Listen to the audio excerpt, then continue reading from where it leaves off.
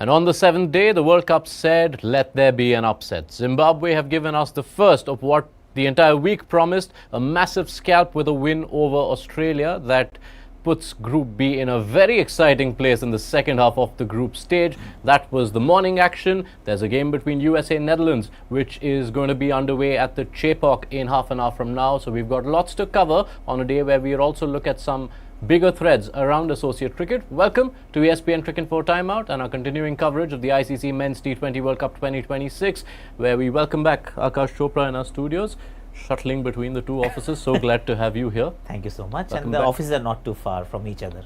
Thank goodness. Yeah, thank in this goodness for city that. And for that. for people who don't know that. Yes. We operate from different buildings, but they're just close to each other. It's very close enough to ensure that Mr. Chopra makes it here in time. And for the first time on ESPN Cricket 4, it gives me great pleasure, and I really want to get this right. A man who has had coaching roles in the IPL, in the MLC, with Afghanistan, with West Indies, with Nepal, with USA. Monty Desai, did I miss anything there? Everything looks all right. Monty, Well, thanks for welcoming me here. so glad to have you. Good to have you on board. You've been used to the coaching with so many teams, and there's so many stories we wish to unpack. Broadcasting, excited about that? Walking to the unknowns, and definitely excited about sitting beside Aakash, the pundit of this field for sure. Yeah, it is the safest territory you can hope to be in. And if you say walking into the unknown, that's something you've specialized in with some of the teams who you've taken in their journeys in the last few years. So we look forward to conversations on that. But we have to start today's coverage with Zimbabwe versus Australia. You thought Group D was the group of death. You thought C meant chaos, but it is Group B, which is now brimming with life, because Zimbabwe have beaten Australia by 23 runs at the Premadasa Stadium. They batted first. They put on a total 169 for 2, a half century for Bennett, contributions from all the batters who batted. And then Aakash Chopra on a Premadasa surface where all the talk has been about spin. Yeah. Zimbabwe's pacers, Muzarabani and Brad Evans, have rolled over Australia. Well, that's interesting actually, because this surface is almost like tailor-made for spin bowling. You can't hit sixes, you have to be a grafter, you need to look for singles, you need to find the pockets where you can just chip and keep running. But here come the two fast bowlers, tall fast bowlers from Zimbabwe, and they take down Australia that is known to play fast bowling better than spin.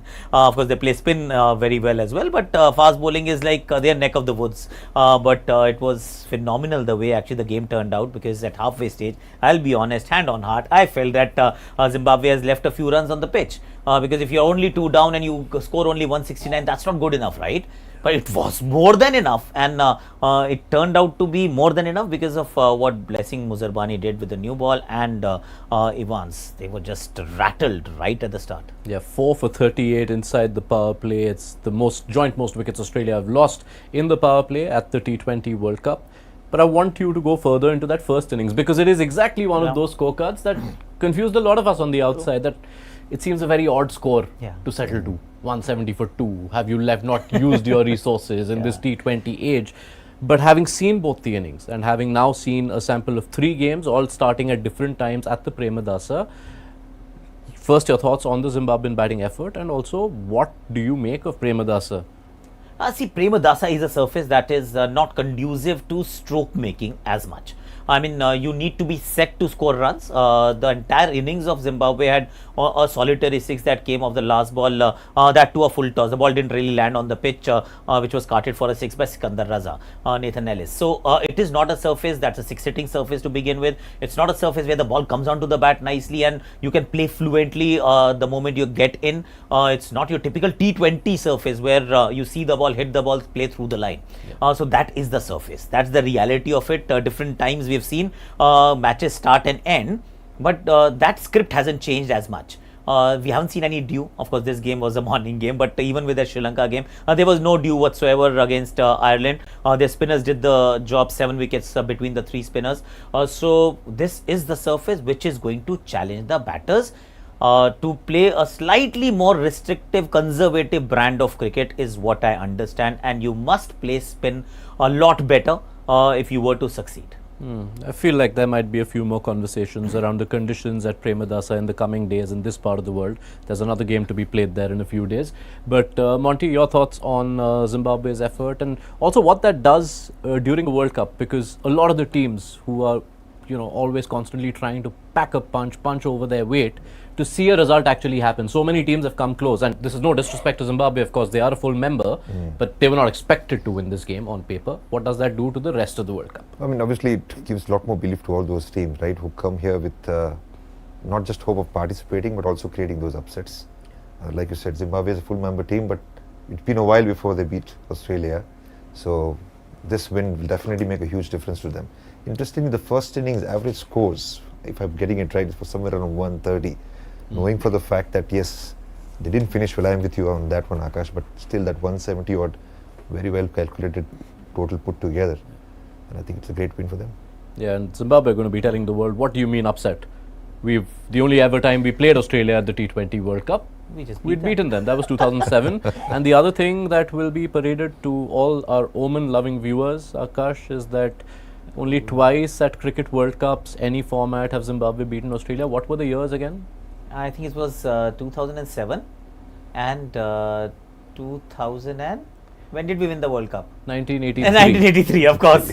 Yes. So what's in common to those? You ask. When did we win the World Cup? Yes. But what this result has done is that Group B all of a sudden is all results possible, because Zimbabwe now find themselves with 2 wins in 2. Sri Lanka, of course, have won 2, but Sri Lanka, their 2 remaining games are Zimbabwe and Australia.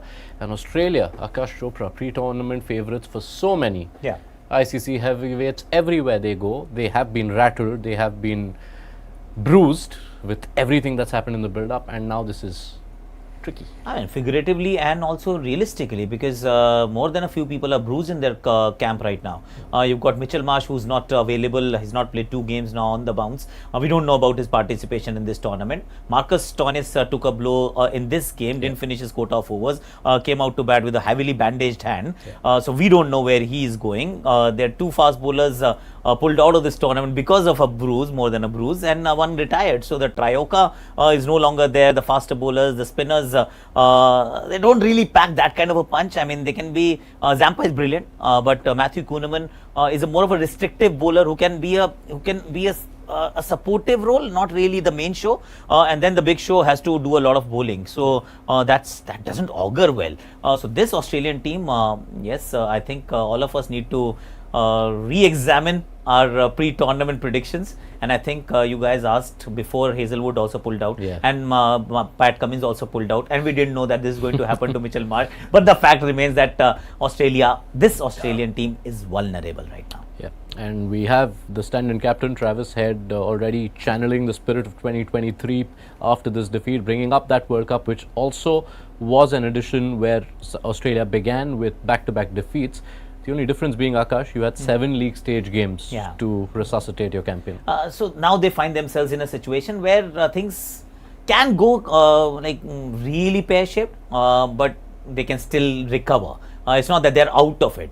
You beat Sri Lanka and then you play the last game against Ireland, where you know exactly what you need to do to qualify. So what they can do is they can go through and they can actually push Sri Lanka out, and Zimbabwe is the second team that walks in, and the Pakistan group will become a lot easier because Australia will land up in our pool and our group wherever, irrespective of where they finish. But yes, they are pushed, and Sri Lanka have their own problems. No one in the Asranga, even though they played a fairly good last game where Dasun Shanaka also came to party.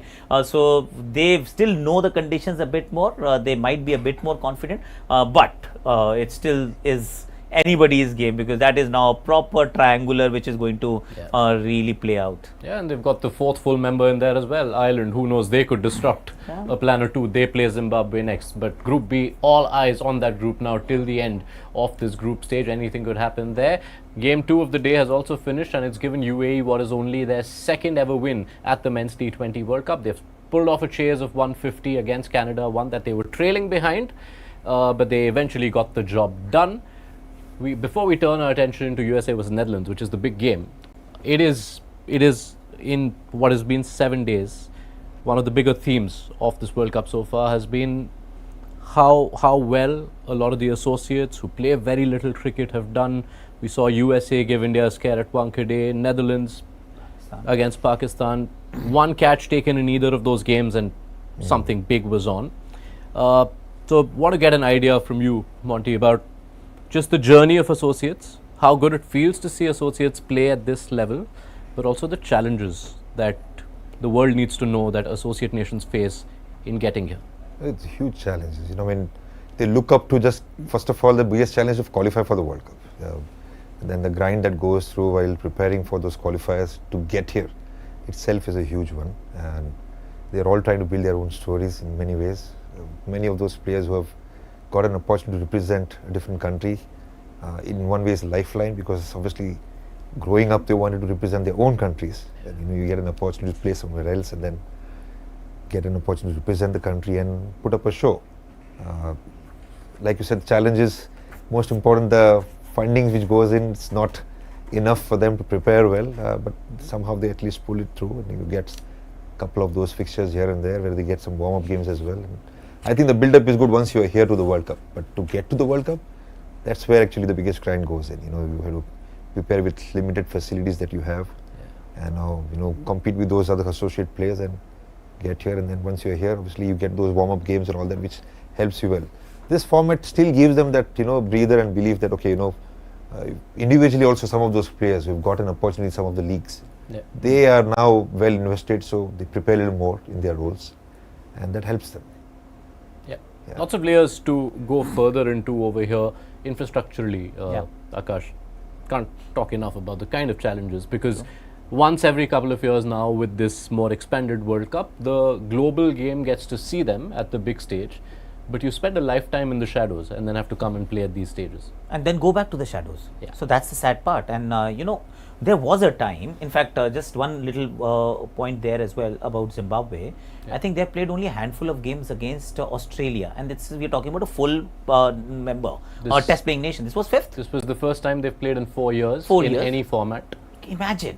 I mean, this is a full test playing nation we are talking about, not taking on Australia ever. I mean, in the last 4 years. And overall, like 4 or 5 times, only a handful of times, out of which twice might be in the World Cup. So that is the reality of how we are treating some of the countries as the bigger nations. But there was a time when talent alone was enough. And those were the times when West Indies was what West Indies was. Because you had a bunch of talented cricketers, you put them together, you put them on the park. There is no significant advantage to the other just because they've got more money. Money means infrastructure. But they can easily beat any team, and that's why first World Cup, second World Cup, they did really well. Pakistan's story was also the story of talent. That you've got the talent, you'll do well, don't worry about it. But there comes a stage in sport especially where infrastructure now takes over, and if you do not have the money to invest in the infrastructure, if you don't have the money to prepare well, talent alone can only take you so far. After that, you need help, and the gap will keep increasing as years progress. And that is why when you see where India is now or where India was 25 years ago, when I went to Australia, we didn't have enough Kookaburra balls to play. We went with SG test balls. We carried a sack full of SG test balls because Kookaburra was far too expensive. So there, drawing a series was enough. I mean, that was a miracle. But now when we go there, we hire the entire stadium. He said, the Waka is asked for next 7 days, we are going to prepare. Preparation is not equal to success, but succeeding without preparation, I mean, you're doomed. Then you're looking at an upset here and then upset 2 years later. So I think the bigger thing is that if you really want to bring parity, then the work has to go in between the 2 World Cups. This is just a showcase event where you get a glimpse, you get just to look and see and feel, but therein lies your opportunity and your responsibility, more importantly, to allow them to grow, because the game won't last forever if we don't allow it to grow. Yeah, and let's just illustrate that for the benefit of our viewers. While you see these teams at World Cups, how much cricket do they play between World Cups, and how much of that cricket actually comes against the top teams? That tells you a story in itself. You might think that's a good count of overall games played in a span of 18 months, but look at the number of games against top 10 teams. one for Namibia, which was against an effective South Africa C in 2025. Netherlands have played a few. Nepal played 3. They actually won that series. It was their only series they played against a full member as of yet. Oman got 2 games at the Asia Cup. UAE got a lot more because they were at the Asia Cup and they were also part of a tri-series featuring Pakistan and Afghanistan ahead of that Asia Cup last year. Fair to say, Monty, that the biggest challenge is getting to play consistently, getting to play quality opponents consistently enough to be able to build your game. The biggest challenge is that exposure, right? Constantly getting exposure against the higher superior skills where you want to investigate how good you are. And unless you get those opportunities, you don't know afterwards, like you said, the preparation part of it. You falter, you go back, you start preparing well, and then you come back again. But unless you get that consistent exposure against these teams, it's always going to be difficult for them. It's life at the moment. Yeah, but amateurs to become professionals, it has to become a profession, right? And profession cannot be like a vocational course. Every 2 years you appear, your main job is something else, and then you just turn up because you need to turn up because you love the sport. So that is the difference, because UAE got to play a lot more. Just because of their geolocation and then the presence of Asia Cup in this edition. So you generally get a few more games. And also when you get opportunities, you also get more money. So if Australia is touring Zimbabwe or India is touring Ireland, Irish cricket and Zimbabwean cricket will actually make more money. Then if there is more money, then more money goes into the game, and it's not just down to the ICC to actually give what they actually have been assigned. They need more money, they need more help, they need more exposure, and all of them put together will make them better. Yeah, so we see funding as a challenge, we see exposure as a challenge. If you try and think of solutions, and let's start with exposure. We had Carlos Brathwaite on our show earlier in this World Cup, and he suggested there used to be tri-series quite often in the past. Why can't, if a full member is travelling to West Indies, why can't a tri-series be added which clubs USA? Or if you're going to South Africa, you club Namibia. Or if you're in India, you club a Nepal. 100%. I mean, there's no shadow of doubt. And that is where you wonder that why Australia has never invited PNG or have never gone there. They're like next door neighbors.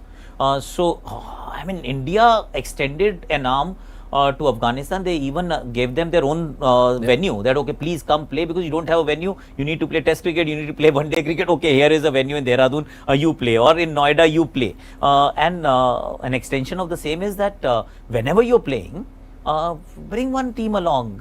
You need to take responsibility and ownership of your region.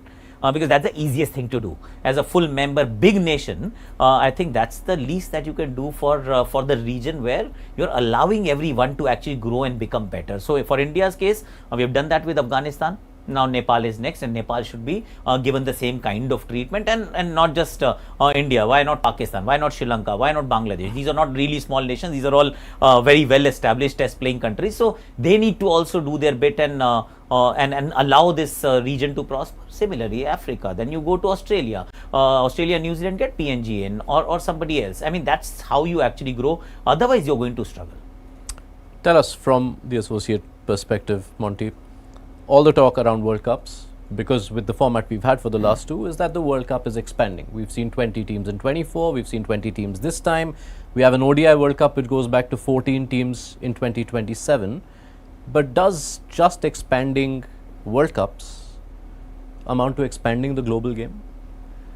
It comes down to, again, same thing, right? Just one-odd games. Expansion is more about just this major global events where you get one-odd games. I don't think that really helps, you know. I'm actually supporting that idea of bilateral, instead of bilateral, to have those triangular or maybe even quadrantal series with some of the full member teams. Looking at Nepal's story, 2 years ago, I know that, you know, with that help and connection with West Indies, we were able to play against West Indies A. That helped, because before going to the World Cup, playing the West Indies A games, and then to see players able to see that they are able to beat that team as well, gives a bit of belief, and, you know, gives a bit of confidence when you go into that World Cup. So I think those kind of fixtures are required a lot more, not just the World Cup games, and maybe there should be a way to give them that consistent exposure. The top 20 ranked teams shouldn't be actually under pressure of qualifying for the World Cup. That's another thought which is in my head. The top 20 ranked teams actually should be having those series very regularly, so to really get those rankings in place. expand to 24. Because exposure and opportunity, Yash, what does it do to you? It makes you a better player. But how does it make you a better player? If I played against say Bumrah today and he dismisses me, I played 6 balls and I get dismissed, but I learned something about myself. Now I want to implement the learnings in the following game, and then the following game, and then the following game. If the following doesn't happen at all, and I don't play anybody close to Bumrah's quality for the next year and a half, I mean, no matter what I learned 2 years ago, it's not going to come in handy, because if I'm playing a certain standard of cricket, I will be like that only. So if you want me to be a better player, like a 6-year-old, 7-year-old, not 7, maybe say 12 or 13-year-old, if you want to become a better cricketer, you go to an academy. Your coach, what will Monty do? He'll say, okay, now you're 13, but let me make you practice against 17-year-old kids. When you're 17, you're practicing against people who are playing Ranji Trophy, and you're doing it regularly. And that makes you a better player. It's not just one-off net session, one-off game against best in the world, and then you take the learnings, now put it in a PDF and tell your chat GPT to make a program for you, and you become a better player. That happens in advertisements. It doesn't happen in reality. Kushal Bhurtal, for that matter. Kushal Bhurtal hitting those boundaries against Chopra. Before that, has never ever faced him. Yeah. Simple examples like that.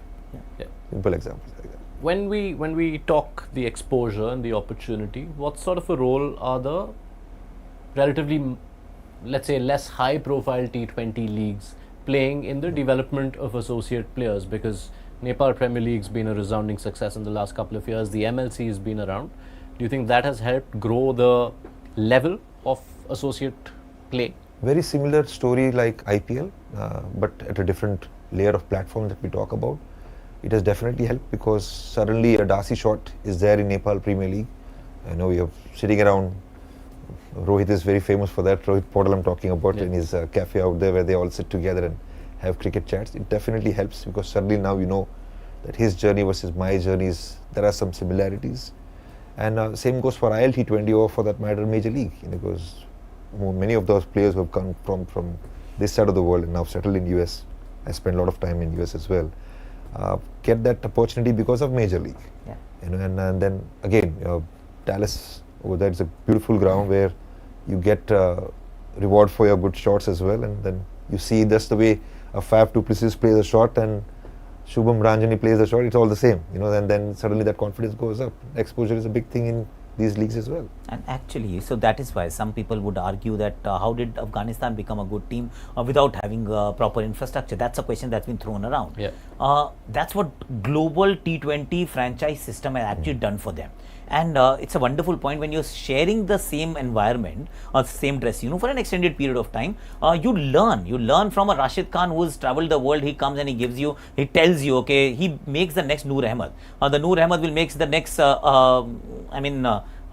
have got another Allah Ghazanfar. Yes. So all these guys are actually now passing on the tricks of the trade, and they become better as a unit.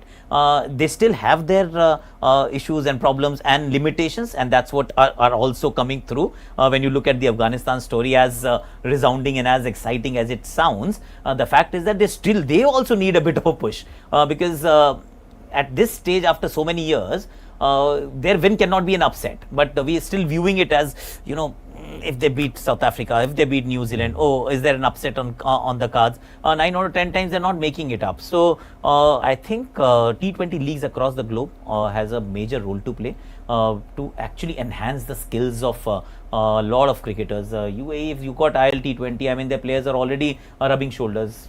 Result, there is a team that beats Canada on that day, and if you make them play more, they may beat another associate nation very soon. So you keep getting better, and T20 leagues have a role. All right. So fascinating conversation. Thank you so much to both you gentlemen for your insights on this, and we'll obviously hope for things to get better for associate cricket, more opportunities, so they can continue to make the kind of storylines which really dominate so much of the airtime when these World Cups come around. But now shifting focus back, USA versus Netherlands. That's the game at Chepok, and it is the Netherlands who won the toss and opted to bowl first. This is the first 7 p.m. game at Chepok. Let's take you through the lineups. There is a change. There are 3 changes, in fact, for the US.